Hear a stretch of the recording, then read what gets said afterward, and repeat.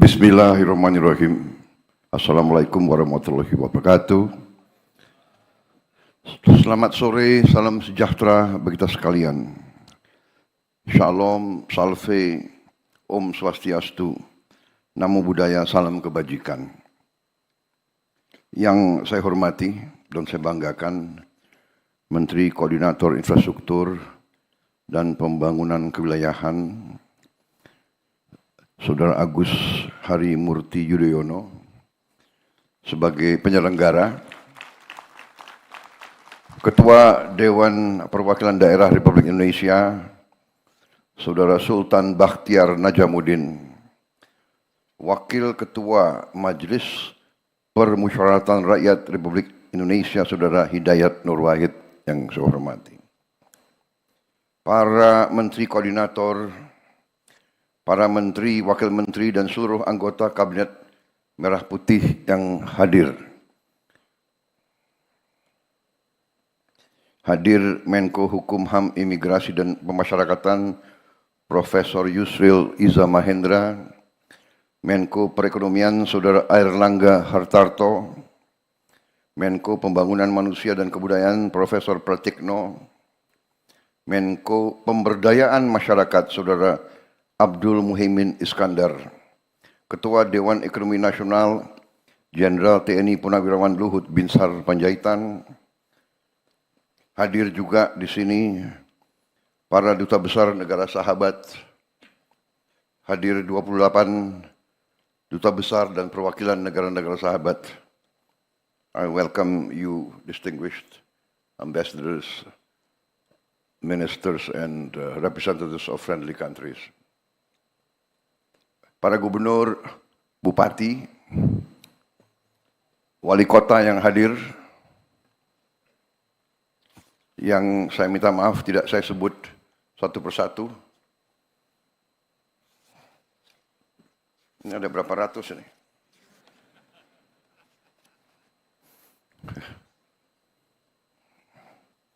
Tapi saya sambut para gubernur,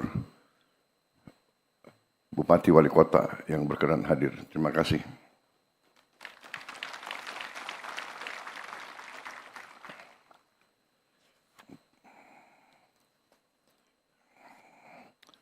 Tentunya sebagai insan yang bertakwa, tidak henti-hentinya kita panjatkan puji syukur kehadirat Tuhan Maha Kuasa, Tuhan Maha Besar. Bagi umat Islam, Allah Subhanahu wa Ta'ala yang memiliki sekalian alam, hanya kepadanya lah kita berdoa dan hanya kepadanya lah kita minta pertolongan. Kita bersyukur atas segala karunia yang diberikan kepada kita, atas kondisi bangsa yang damai dan sejuk, atas kesehatan dan nafas yang masih diberikan kepada kita sekalian, sehingga kita dapat hadir berkumpul di tempat ini dalam keadaan tidak kekurangan sesuatu apapun. Saudara-saudara sekalian, Menko Infrastruktur yang saya hormati, terima kasih atas undangan ini dan terima kasih atas penyelenggaraan dan pengaturan yang baik dan tertib. Juga terima kasih atas sambutan Saudara Menko, karena memang sudah lengkap sebetulnya, tidak perlu panjang lebar keynote address saya. Sudah lengkap kan yang beliau sampaikan. Tapi saya senang karena berarti saya tidak salah pilih Menko Infrastruktur.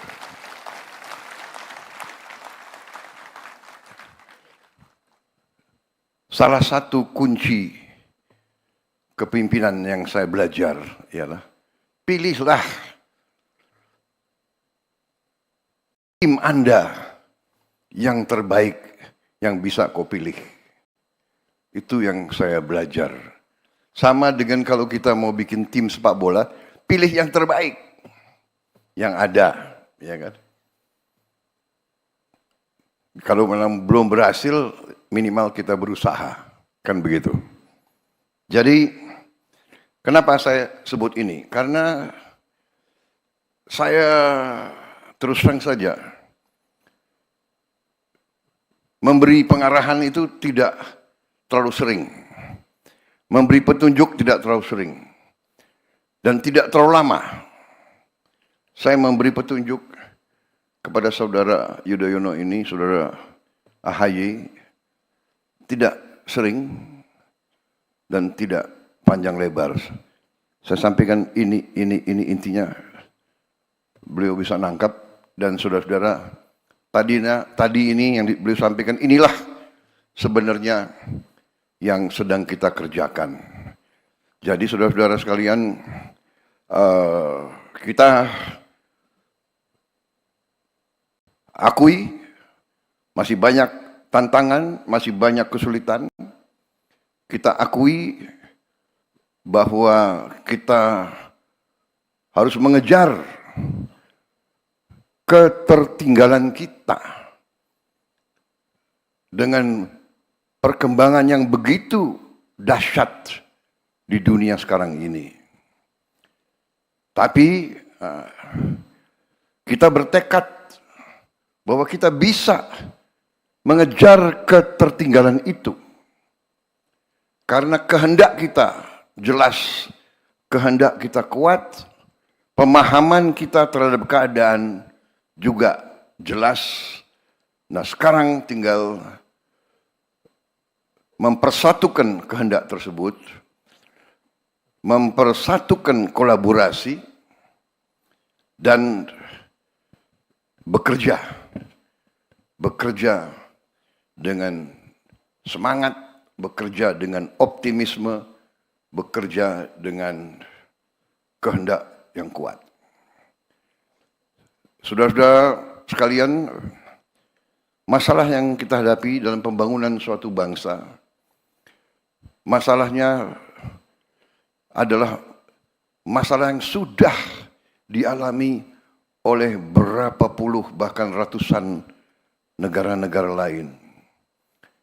Sejarah peradaban manusia mengajarkan kita bahwa keberhasilan suatu bangsa itu ada unsur-unsurnya, ada elemen-elemennya. Tentunya harus ada sistem politik, sistem kenegaraan yang berfungsi. Sistem kenegaraan itu menyangkut sistem hukum yang berkeadilan, yang berfungsi. Kemudian dengan sistem tersebut terpilihlah unsur-unsur pimpinan di bidang eksekutif, di bidang yudikatif, dan di bidang legislatif. Kita sekarang sedang berbicara masalah tugas kita sebagai eksekutif. Baru saja tadi pagi saya berurusan dengan yudikatif.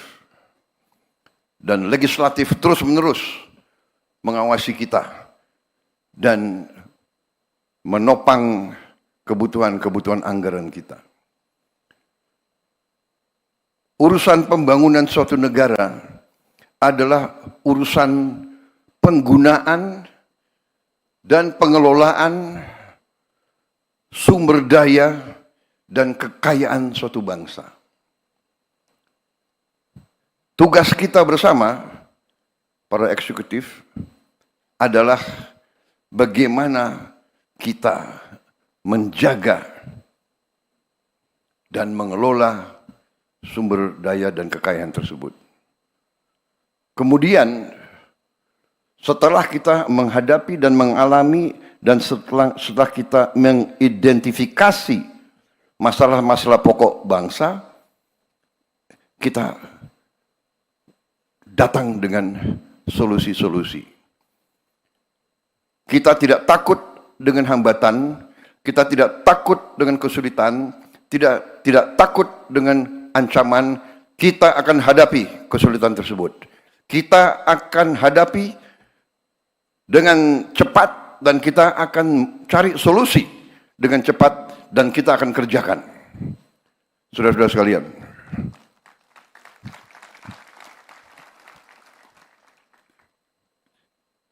swasembada pangan, swasembada energi, swasembada air. Ini krisis yang sudah diramalkan oleh PBB. Krisis dunia. Dunia sedang menghadapi krisis pangan. Ratusan juta rakyat bumi sedang mengalami kelaparan sekarang. Banyak negara yang susah menghasilkan pangan. Kita bersyukur diberi segala nikmat oleh Yang Maha Kuasa. Lahan yang luas, yang subur,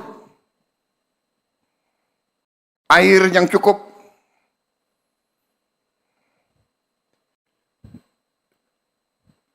sumber daya di atas dan di dalam bumi, di laut dan di bawah laut. Segala kekayaan kita, sesuatu yang patut kita bersyukur. Sejak saya ambil alih pemerintahan, saya belajar, saya lihat angka-angka. Saya takjub dengan kekayaan kita. Kekayaan kita luar biasa. Tapi saya juga sadar bahwa kita perlu lebih berani, lebih pandai mengelola kekayaan-kekayaan tersebut. Saya tidak malu-malu. Walaupun di hadapan sahabat-sahabat di luar negeri, saya juga tidak malu-malu. Kita harus berani mengatakan apa adanya. Kekurangan Indonesia adalah kita kurang tegas, kurang berani, kurang disiplin, kurang keras menjaga kekayaan kita. Terlalu banyak kekayaan Indonesia yang tidak sampai ke rakyat Indonesia. Saudara-saudara, dengan demikian saya harus memimpin suatu pemerintah yang berani untuk menegakkan efisiensi penghematan. Dengan efisiensi penghematan, kita bisa investasi di hal-hal yang sangat penting. Saya terima kasih Menko Infrastruktur dan menteri-menteri bisa memahami ini.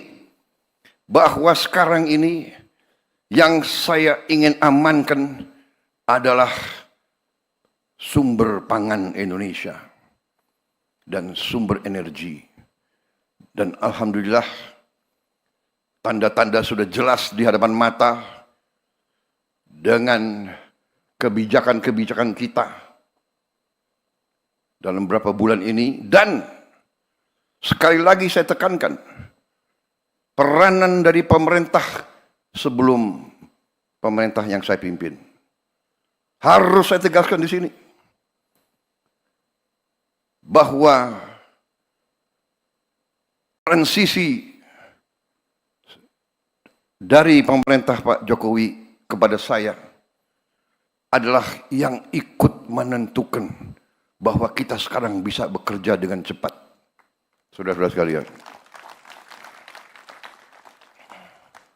kita harus berani mengakui kebaikan dan keberhasilan pemerintah-pemerintah sebelum kita.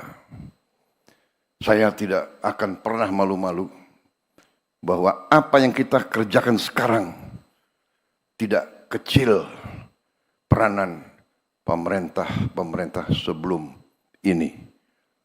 Semua pemerintahan sebelum ini sangat berjasa. Kalau kita bicara infrastruktur, kita bisa lihat dengan mata kita apa yang dibangun oleh Bung Karno, oleh pemerintah pertama kita, dilanjutkan oleh Presiden Soeharto, dilanjutkan oleh presiden-presiden selanjutnya. Tidak ada suatu pembangunan bangsa yang datang demikian, seolah-olah jatuh dari langit. Tidak. Pembangunan suatu bangsa dibangun dengan keteguhan, dengan kesabaran, batu demi batu, langkah demi langkah, dengan keringat, dengan darah, dengan air mata. Semua infrastruktur yang kita nikmati dibangun oleh pendahulu-pendahulu kita. Dengan demikian, yang sekarang kita lakukan adalah prioritas. Dalam tahun-tahun pertama, saya kira dalam 2-3 tahun ini, prioritas kita masih untuk menjamin pangan kita. Dan alhamdulillah, produksi pangan, prestasi pangan kita adalah terbesar sepanjang sejarah Negara Kesatuan Republik Indonesia. Mau diakui, mau tidak diakui, cadangan beras kita sekarang di gudang-gudang pemerintah adalah terbesar sepanjang sejarah Negara Kesatuan Republik Indonesia. Di bidang produksi beras dan di bidang produksi jagung. Dan prestasi kita di bidang teknologi, hektar demi hektar, sudah cukup seimbang dengan prestasi negara-negara lain. Produksi beras kita yang saya lihat terakhir di Sumatera Selatan, di Sumatera Selatan saja peningkatan produksi beras diperkirakan tahun ini 48% peningkatannya. Di kuartal pertama ini sudah 48%. Diperkirakan ini akan terus. Produksi per hektar pun sangat menggembirakan. Yang biasanya 3-4 ton gabah per hektar, sekarang sudah 6-7-8 ton. Sangat luar biasa. Di beberapa tempat bukan saja 3 kali panen, ada beberapa tempat di Indonesia sudah 4 kali panen 1 tahun, saudara-saudara sekalian. Saya kira ini prestasi dunia yang perlu kita banggakan. Dan kita akan terus. Bagaimana kita bisa mencapai prestasi ini dalam waktu dekat? Karena kita melakukan efisiensi. Kita melakukan deregulasi. Peraturan yang kita bikin sendiri yang menghambat diri kita sendiri. Birokrasi yang bertele-tele. Saudara-saudara, pupuk dari pabrik milik pemerintah Indonesia, pupuk yang disubsidi oleh APBN, keluar dari pabrik menuju petani, tadinya 145 peraturan, 145 regulasi. Harus tanda tangan menteri, untuk tanda tangan menteri harus paraf dirjen, dari situ persetujuan gubernur, persetujuan bupati, persetujuan camat, baru ke petani. Saya coret itu semua. Dari pabrik langsung ke Gapoktan. Nggak ada ini, tidak ada. Produksi naik, saudara.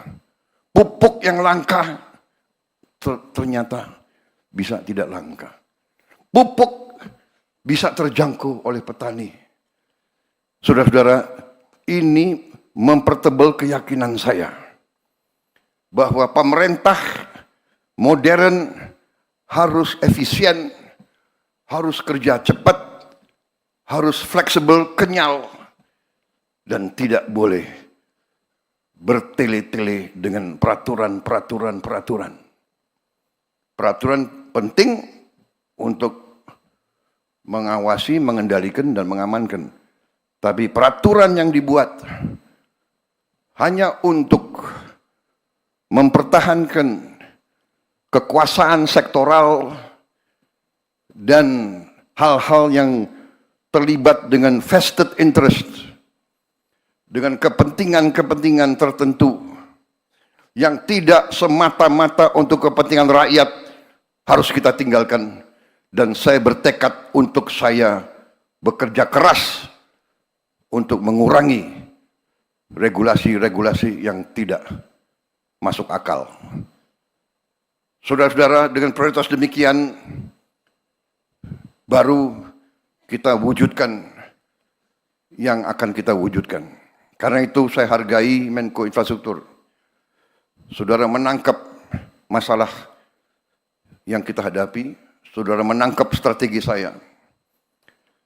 Prioritas untuk itu, infrastruktur sekarang saya mengundang sektor swasta dari dalam negeri dan luar negeri untuk ikut terlibat dalam pembangunan infrastruktur kita sebesar-besarnya. Sebesar-besarnya. Saya akan mengakui, saudara-saudara, saya percaya dengan peranan negara yang kuat untuk intervensi, mengatasi kemiskinan, mengatasi kelaparan, memperbaiki pendidikan. Saya percaya dengan intervensi negara yang kuat. Tapi saya juga tahu bahwa di bidang-bidang tertentu, terutama di bidang konstruksi pembangunan fisik, sektor swasta dan juga sektor swasta internasional sering lebih modern, lebih efisien, dan dapat mencapai prestasi tepat waktu dengan menghemat anggaran yang besar. Harus kita akui. Seringkali BUMN ini merasa kalau dia kerjanya lambat, tidak apa-apa. Kalau nanti dia boros, tidak apa-apa. Karena ada Menteri Keuangan yang akan, apa istilahnya, PMN. PMN, apa ini PMN ini? Ya kan? Kalau kita tanya perusahaan-perusahaan besar internasional, dia ada nggak PMN? Jadi justru karena kita butuh sekarang mitra-mitra yang efisien, mitra-mitra yang modern teknologinya, saya arahkan bahwa infrastruktur sekarang peran swasta harus lebih besar. Saudara-saudara. Tapi untuk swasta dari dalam dan luar negeri tertarik, pemerintah harus mempermudah pekerjaan mereka. Jadi saya menyambut baik tadi apa itu, pusat-pusat atau kantor-kantor memfasilitasi semua proyek, dibantu, diamankan, dijaga supaya tidak terganggu rencana besar pembangunan tersebut. Itu strategi kita mengundang, dan saudara-saudara, pemerintah Indonesia juga sekarang merasa kita lebih kuat. Dengan efisiensi yang kita lakukan di awal administrasi saya, di awal pemerintahan saya, dengan efisiensi yang kita lakukan, ternyata kita bisa menghemat banyak uang, cash, dan uang itulah sekarang kita pakai sebagai dana investasi kita. Sehingga kita sekarang berani, kalau kita undang kerjasama dengan swasta atau dengan asing, kita berani, pemerintah akan ikut berapa persen. Dan bukan minta saham kosong, tapi kita ikut serta dengan uang yang nyata, uang yang real. Saya kira itu akan memberi comfort kepada semua mitra-mitra dari luar negeri. Saudara-saudara sekalian, strategi besar kita demikian, tadi sudah digarisbawahi beberapa elemen. Saya ingin emphasize, saya ingin garisbawahi salah satu proyek infrastruktur yang sangat strategis, sangat vital bagi kita, merupakan suatu mega project, tapi harus kita laksanakan adalah Giant Sea Wall, tanggul laut pantai utara Jawa. Proyek ini sangat vital. Proyek ini berada dalam perencanaan Bappenas sejak tahun 95. Bayangkan, sejak tahun 95. 30 years ago. Kalau tidak salah ya, 30 tahun yang lalu. Tapi kita tidak berkecil hati. Sekarang tidak ada lagi penundaan. Sudah nggak perlu lagi banyak bicara. Kita akan kerjakan itu segera, saudara-saudara sekalian. Proyek ini menyangkut jarak yang tidak pendek, kalau tidak salah sekitar 500 km dari Banten sampai ke Jawa Timur, ke Gresik, 500 km, dan perkiraan biaya yang dibutuhkan 80 miliar dolar. Dan waktu perkiraan untuk di Teluk Jakarta saja kemungkinan 8 sampai 10 tahun. Kalau sampai ke Jawa Timur mungkin membutuhkan waktu 20 tahun. 15 sampai 20 tahun. Tidak ada masalah. Ada pepatah kuno. Perjalanan 1000 kilometer dimulai oleh satu langkah. Kita akan segera mulai itu. Saya sudah perintahkan suatu tim untuk roadshow keliling, dan dalam waktu dekat saya akan bentuk otorita, badan otorita Tanggul Laut Pantai Utara Jawa. Orang Indonesia senang dengan singkatan-singkatan, jadi kita lagi cari singkatan yang enak itu. Badan Otorita, BO. Tanggul Laut Pantura Jawa, TLPJ. Jadi BO TLPJ. Kalau disingkat gimana itu? Iftitah gimana kalau singkatannya itu? Bo apa?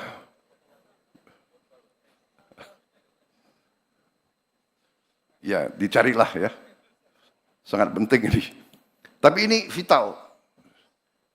Dan ini sesuatu mega project.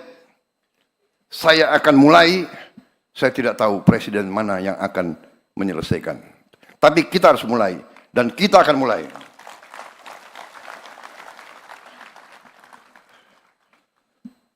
$80 miliar khusus Teluk Jakarta, kemungkinan 8 sampai 10 miliar dolar.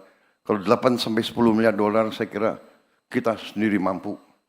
Di sini ada hadir Gubernur DKI, hadir tidak? Enggak hadir?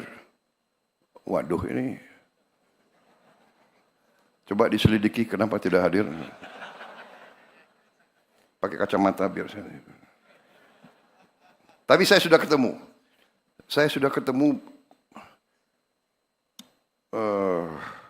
berapa hari yang lalu, dan saya sudah kirim utusan. Ya, tanya, Gubernur DKI dukung proyek ini atau tidak? Saya dapat jawaban dukung. Alhamdulillah. Karena APBD-nya DKI sangat besar. Jadi saya bilang, DKI harus urunan. Pemerintah pusat urunan. Jadi kalau 8 miliar dolar, katakanlah 8 tahun, berarti 1 miliar dolar 1 tahun. Menteri Keuangan sudah kelihatan tegang melihat. Tenang Bu, DKI nyumbang. Jadi DKI setengah, pemerintah pusat setengah. Karena ini untuk DKI sebenarnya. Ya, jadi Tanggul Utara DKI, kemudian nanti selanjutnya di depan Semarang, prioritas kita adalah DKI Semarang.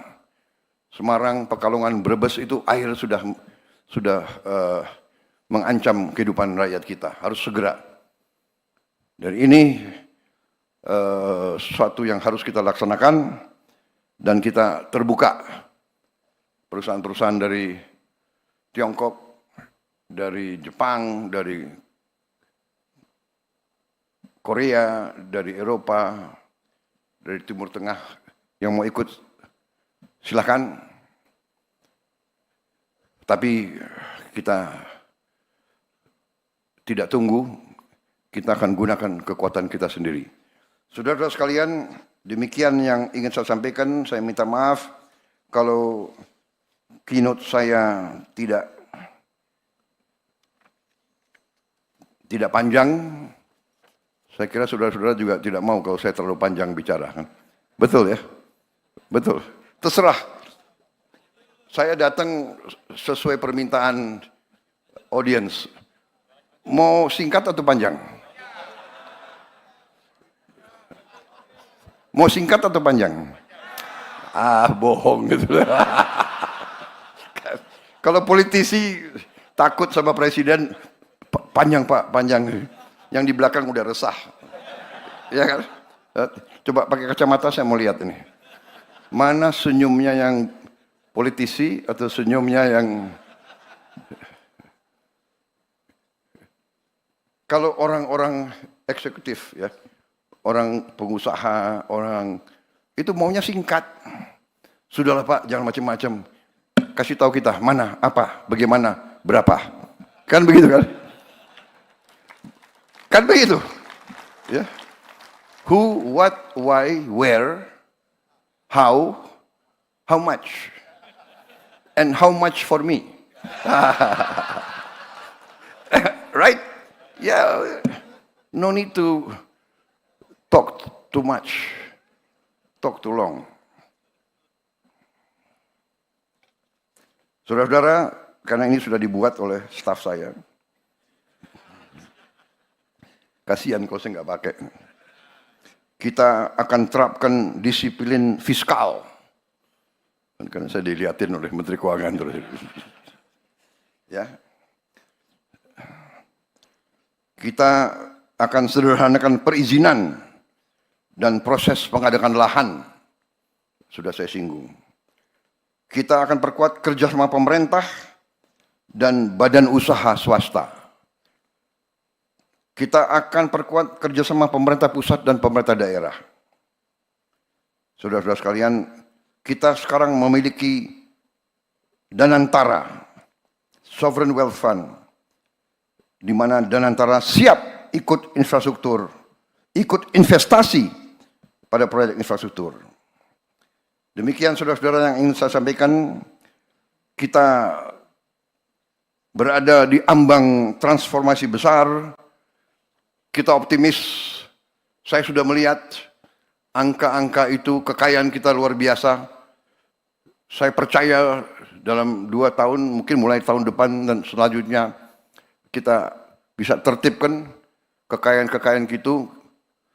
Saya ketemu dengan ahli-ahli dari universitas terbaik di dunia. Mereka menyampaikan kekayaan kita di laut kita masih sangat kecil, belum tersentuh yang sebenar-benarnya. Kita akan swasembada pangan, itu sudah sangat jelas. kita akan swasembada air, dan kita juga akan swasembada energi dalam waktu dekat. Dan kita akan tertibkan, kita akan tegakkan hukum hanya dengan kepastian hukum. Hukum yang benar, iklim usaha akan berkembang dengan baik. Demikian pengarahan saya. Terima kasih Menko Infrastruktur dan semua peserta. Terima kasih. Teruskan dan laksanakan apa yang sudah saudara rencanakan. Wassalamualaikum warahmatullahi wabarakatuh. Ini yang ditunggu-tunggu. Kapan? Wassalamualaikum warahmatullahi wabarakatuh. Salam sejahtera bagi kita sekalian. Shalom, salve, om, santi, santi, santi, om. Namo Buddhaya, salam kebajikan, rahayu, rahayu. Terima kasih.